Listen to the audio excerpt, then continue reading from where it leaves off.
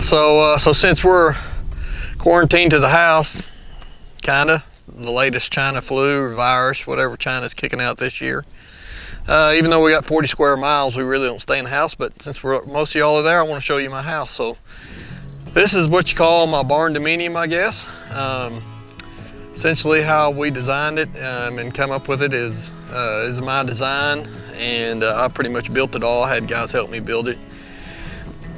We got the house, we got the indoor arena, we got the hangar for the helicopters, and then we got just a shop for living quarters, vans and stuff like that. So let's take a little tour, follow me. So most of the house is built out of 20-inch pipe. We had a bunch of 20-inch pipe left over from some local construction pipelines, and they left me the pipe to make troughs out of. Instead of making troughs, I made the house. So how we made it is, I planted the 20-inch pipe 10 feet in the ground and then concreted them. Then once the pipes were all planted, then we filled those pipes full of concrete all the way to the top, saddled the top of the pipe, and then we laid in 16-inch pipe in that. And so that's what the structure is made out of. And then all the walls are 16 inches thick. So essentially we just built a barn, and then we stacked 10 that we took off the indoor arena, and then rock on that. So let me take you inside to the indoor arena, and then we'll go from there. All right, so this is the indoor arena, and we built it long before we built the house. So the indoor arena is essentially set up for a cutting pen. It's 150 foot long, 100 foot wide, 20 stalls, with every stall has a run. As you see, we don't have all the stalls full. Most of the stalls over here are full. We had this long before the house, and I was down here unloading horses one time in the middle of the night, and that's when I come up with this, instead of sitting up on top of the hill looking at my junk, I'd move down to my junk pile and build a house in my junk pile and look out, so you don't have to look at your junk. So I'd rather look at the country than I would my building. But this is, so this barn here, essentially we welded it all up. It's not a fab barn, it's just something we welded up. Everything is custom built by me and designed. All the stalls, we're on about our third design on the stall. This design works very well. We've got concrete flip-up walls in the stalls. So they're all concrete or steel. And if you notice, everything in my house is going to either be concrete or steel. What wood we have is just for show. The understanding I have with wood is wood hates me and I hate it. So these stalls here all have mats in them, concrete on the outside, mats on the inside, and then every stall has a run. Every horse has individual water. The concrete stalls work good. We've had some issues with them, hurting their legs if they go kicking the stalls, but it's better than just kicking the pipe. Some people think, well, do you want to live this close to your horses? Well, if you're not a horse person, you probably don't want to. But us, we're horse people, we're dog people, and if it's meant to be outside, we usually bring them inside. So that's just kind of the people we are. It doesn't smell. The flies, we can kind of control the flies, but it's not bad. But my ideal is this is where I work. At one time I had over 2,000 horses, and I was palpating mares, and we're doing embryo work all the time. So you want to be close to your work. You don't want to drive back and forth from your house. So follow me out here and I'll show you kind of my pens. So as I leave the house, we leave the indoor arena, we walk right into the pens. So I just recently sold my reset mare business to Timber Creek Vet Hospital. So what a reset mare was, so essentially what I did is I went and bought killer horses, and the horses that were going to the killers, and I repurposed them to carry embryos. We used them for embryo transfer, oocyte transfer, and cloning. And back in the heyday, we had 2,500 head of them, and then over the years, it just slowly gotten less and less and less. And used to, I was the only game in town, and now there's a lot of people doing it. So we sold that business and moving on to bigger and better things. But as you can see here, these are all my pens. The caboose is the office. And then we've got the lab where I did all my cloning and all my repro work. We got the big barns for hay and for palpating mares. And then we have all these pens out here we had stacked for putting mares and cattle. So being all here together, it makes it nice where you don't, I might go a week without getting in a pickup, starting to pick up. So essentially I just walk around and do all my work pretty much right here, or I just get up in the morning, catch a horse. So let me show you catching a horse works. So as you can see, we got the round pen set up here for now. It's early springtime, so we are just now weaning our colts, we weaned our colts, we're halter breaking our colts, and we're starting our 2-year-olds. So what I do, instead of using the round pen outside, I just set up a round pen in here, because it just takes 2 or 3 days in the round pen, then we're out in the arena. So most of these horses here, these are all be 2-year-olds. There's a couple older horses here. And mostly what I ride would be 2-year-olds, 2 and 3-year-olds. That's kind of my deal. Once they get up to like 4, then I'm usually looking to sell them. These are a couple of my coming 3-year-olds now. And this is one of my stallions. The only stallion I've got left now. He's a clone. He's the clone of Sister CD.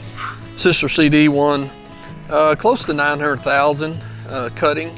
He was a gelding, and so I gene banked him, then cloned him, brought him back as a stallion. So I've actually cloned 2 of him. I've got one that he's a stallion, the other one's a gelding that I'm showing. Now this is my tack room here. So essentially how I design this deal is in the mornings whenever we catch horses, we just, whatever horse we have caught up. In the mornings we'll have our horses we'll be riding for the day. So it's pretty simple. We just catch our colts.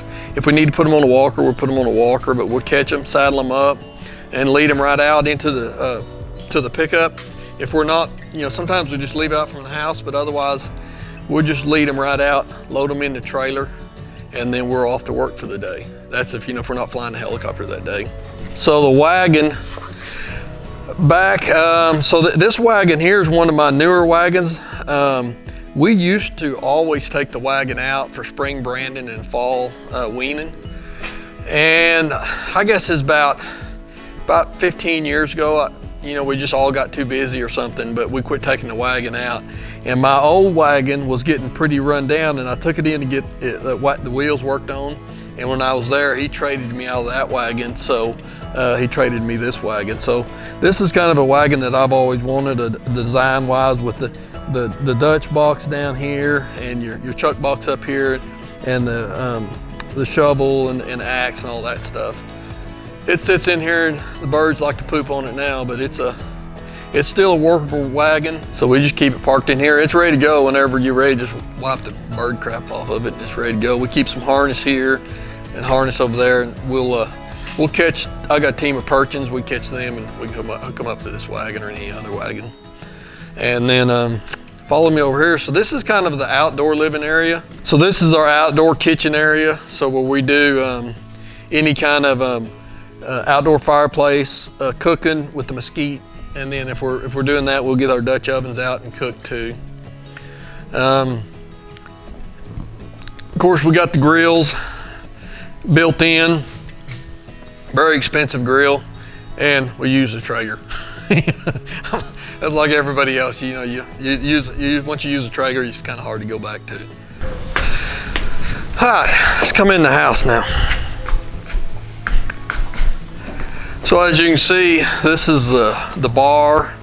So the house itself is actually a 3-bathroom, 4-bedroom house.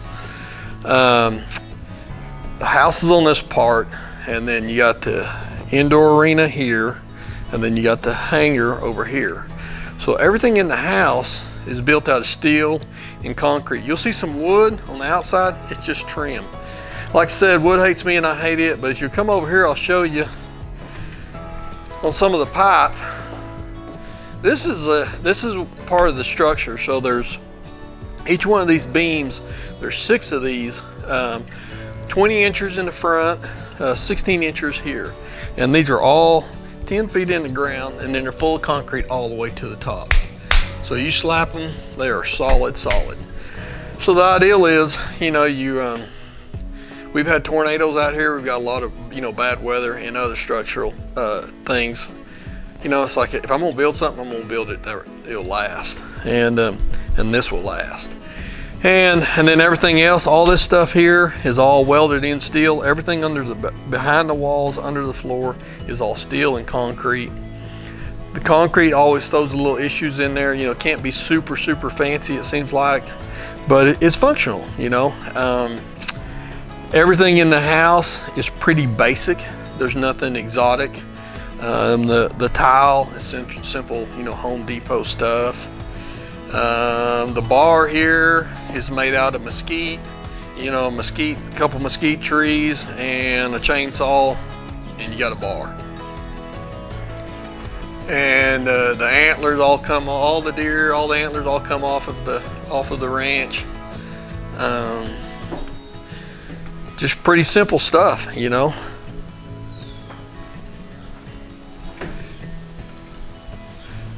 We've got lots of that, and the antlers give you a good place to put all your little trinkets. So let's go to the hangar. So this is my hangar. This is a same deal, steel and concrete, heated floor. We get the hot water runs through the floor. That's what keeps it heated. And the reason we do that is because when you raise that hangar door and roll your helicopter out, all the heat escapes. And so with the floor being warm and all the concrete up to temperature, as soon as you close the door, then it just heats right back up. So cool. So like I said, we keep the helicopters in here. We can pre-flight the helicopters in here. We can fuel them up in here.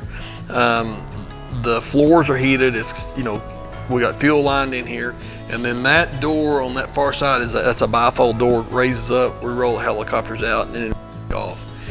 I also keep all my workout equipment in here, so we train in here too. And then the deer in here is kind of the B team. So we got the A team in the house, the B team is out here. All the steel, all the concrete, everything you see is all fabricated here and built here. So the flag, the Texas flag, the reason I got it, and I just, you know, I had a guy, flag guy, said, send me the biggest flag you got.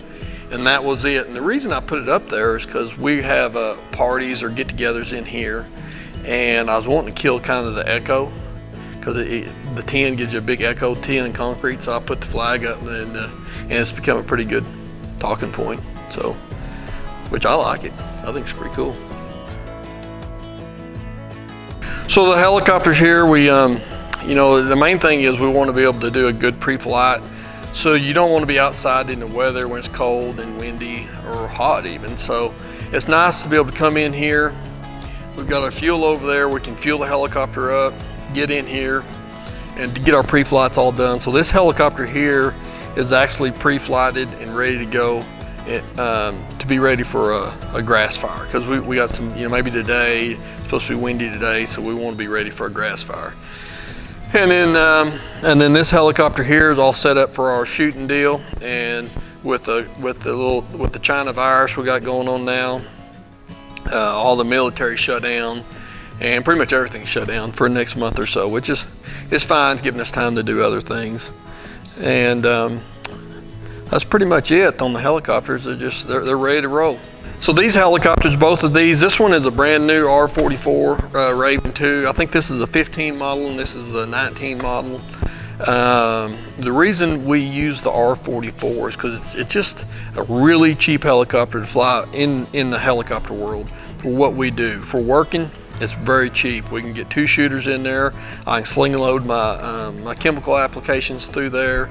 You know, we can just hire out. Now, I've had turbines, you know, I flew an MD 500 for 6 years. I've had an R66, and the turbines are great, and we all love turbines.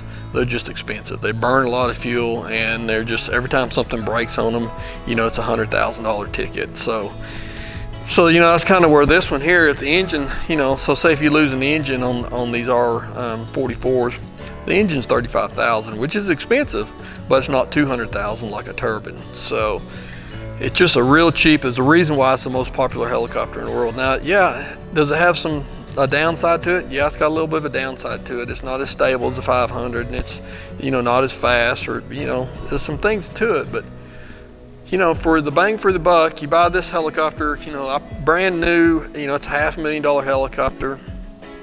You get 2,200 hours out of it. All the, you know, it's all the parts, and then you rebuild it after 2,200 hours. So they're good helicopters. I don't know anything else that can compete with them for what we do in this part of the world. And I like it. It's got air conditioner, so you can load your family up, or you and your wife can go load up, throw the air conditioner on. Everybody's comfortable, nobody's hot throwing up. It's a smooth helicopter. It's, you know, we're cruising 110 knots, burning 16 gallons an hour in cruise.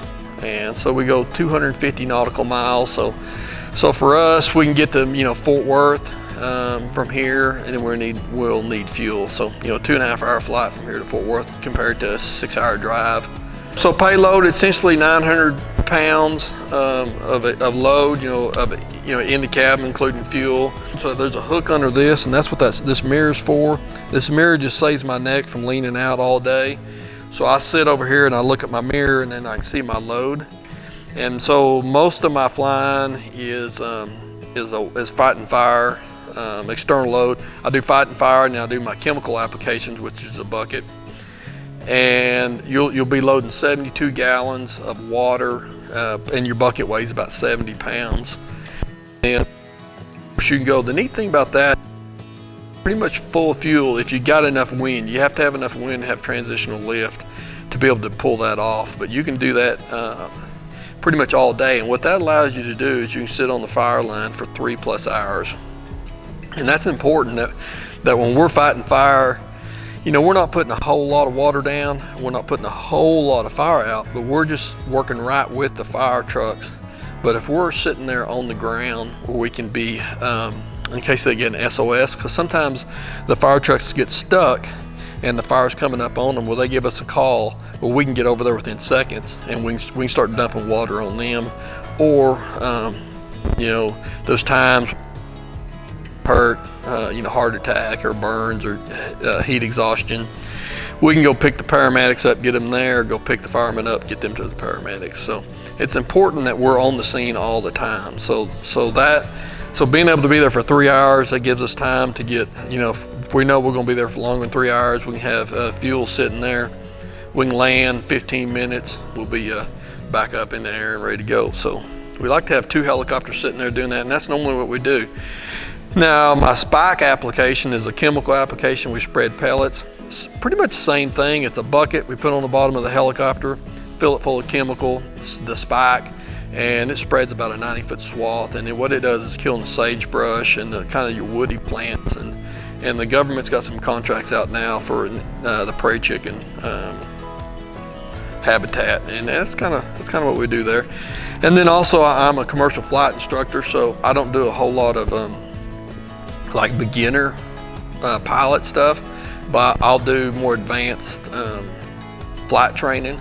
So just the other day we were doing some flying for people for external loads. So then we put just a 50-foot line on here, and I'm teaching them how to do an external load application. So it's something that's needed. It's kind of what we do around here. So I'll let somebody else have the beginners, and then once you're a seasoned pilot and you're looking to, you know, step it up one more notch, then they'll come to me.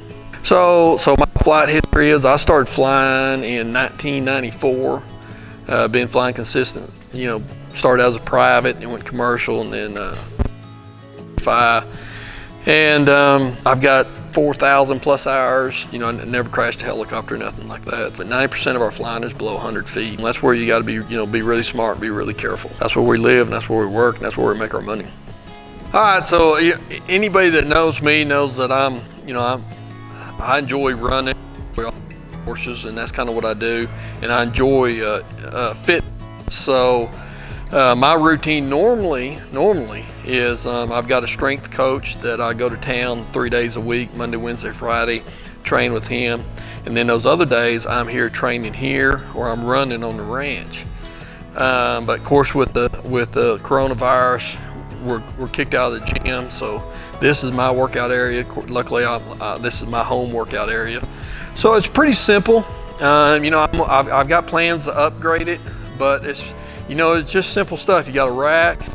You know, you need 400 pounds of weight or close to it, 350 for your big squat days.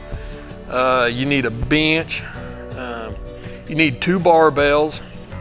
So, and one improvement I've done, this little thing comes with these little hooks. We built this. So it gives you a little better hook, because when you're really you're on your last leg and you need to rack it, you need a little bit more bigger target, and so that's what I do. Plain old bench, nothing fancy here. Another bench for doing sit-ups and other kind of. So you kind of need 2 benches. A rowing machine's always good. I like 2 barbells. I like 2. This one came with the rack, and it's got the knurlings in the middle, and so I use this one for when I'm doing all my squats. This one is painted up like I wanted it, and it just feels better on my hands. So this is my bar. This is one when I'm doing presses, like my bench press and stuff like this. This is my bar for that. So 2 bars for different things, and so this bar here, and then I also use this bar whenever I'm doing deadlifts. And maybe if I got my landmine. You pretty much need the whole rack to make it work, because there's days when you don't want to bench press. You need to be turning your hands in. Maybe your shoulders are sore, like you get old like me. Your shoulders get sore, so you need to be able to go up to 50 pounds. So I would say if you're going to buy your dumbbells, go from 50 down to 5, at least 5. I'm always changing my workout out. So I do legs and shoulder on Monday, and then I do chest and tris on Wednesday, and then do back and bis on Friday. I repeat that Tuesday, Thursday, Saturday, but that is my routine. Even though I'm doing the exact back and bis, there's 100 different kind of back and bis exercises. So don't do the same one. Get your routine, stick with it for 2 or 3 weeks, then change it. So my obstacle races require me to be able to do a lot of hanging stuff, whether it be peg boards or just climbing with your hands. So it's important for me, to be able to do, pull-ups is pretty much my standard. That's where I stay at. If I can't do 30 pull-ups, then I need to go start working on it. That's my workout area. It's pretty simple, see, pretty easy. So over here is kind of where I designed this to keep whatever living quarters. We used to have living quarters, trailers, stuff like that. My boat, all that stuff is here. And let me open the door for you. So this is kind of my catch it room. We've got RV hookups in here. So whenever we've got like our living quarters, we used to put in here, but now we've got this new Sprinter van. This is our latest little project. We're going to be fixing this Sprinter van up. I've got bumpers, toolboxes, all kinds of neat stuff. We're fixing a wrap. Gonna be putting on this little bad boy here. Of course, I got a dirty boat there that's ready to hit the water. Another month we'll have it in the water. Well, this wraps up the tour of my house. I hope y'all stay safe. Any questions, drop them in the comment. I'll answer every question you send me. Like, subscribe, follow me. I appreciate every one of them, and y'all stay safe, stay healthy, be careful.